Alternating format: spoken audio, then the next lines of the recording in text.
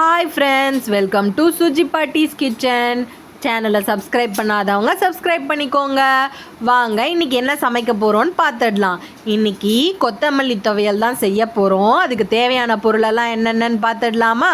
தேவையான அளவுக்கு எண்ணெய், காஞ்ச மிளகா, உளுத்தம்பருப்பு, சின்ன வெங்காயம், இஞ்சி, தக்காளி பழம், அதுக்கப்புறம் கொத்தமல்லி தேவையான அளவு, அதுக்கப்புறம் தேவையான அளவுக்கு உப்பு, இதெல்லாம் எடுத்து வச்சுக்கிட்டு நம்ம இப்போ செய்ய போகிறத பார்த்துடலாம். எண்ணெயை ஊற்றி நல்லா காஞ்சதுக்கப்புறமா அதில் 4 வரமிளகாயை போட்டு நல்லா பொன்னிறமாக வறுத்ததுக்கப்புறம் அதை தனியாக எடுத்து வச்சுக்கலாம்.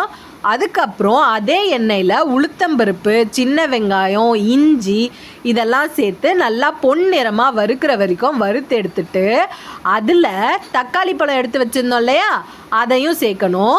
அதையும் சேர்த்து நல்லா வறுக்கணும். இது கூடவே நம்ம அடுப்பை கம்மியாக்கிட்டு இது கூடவே நம்ம எடுத்து வச்சுருந்த கொத்தமல்லி தலையை இதோட சேர்க்கணும். அடுப்பை ஸ்லிம் பண்ணிக்கோங்க. கொத்தமல்லி தலையை சேர்த்து நல்லா வதக்கணும். வதக்கினதுக்கப்புறமா ஏற்கனவே வறுத்து வச்சுருந்தோம் இல்லையா காஞ்ச மிளகா, அதை மிக்சியில் போட்டு தனியாக அரைச்சி எடுத்துகிட்டு வந்துடுங்க. அதை தனியாக அரைச்சி எடுத்துகிட்டு வந்ததுக்கப்புறம் இந்த வதக்கி வச்சுருக்கோம் இல்லையா கொத்தமல்லியோடு சேர்த்து, அதையும் அது கூடவே போட்டு நல்லா அரைச்சி எடுத்துக்கோங்க மிக்சியில். அது எடுத்து போட்டுக்கிறேன்.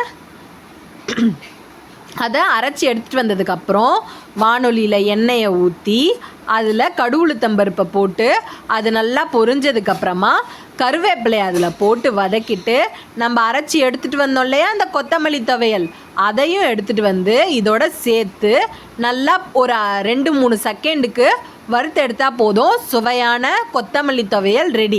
நம்ம இதை இட்லி, தோசை, ராகி தோசை இதுக்கெல்லாம் வச்சு சாப்பிட்டா சூப்பராக இருக்கும். சேனலை லைக் பண்ணுங்கள், ஷேர் பண்ணுங்கள், சப்ஸ்கிரைப் பண்ணுங்கள். இதே மாதிரி இன்னொரு சமையலோட நாளைக்கு உங்களை சந்திக்கிறேன்.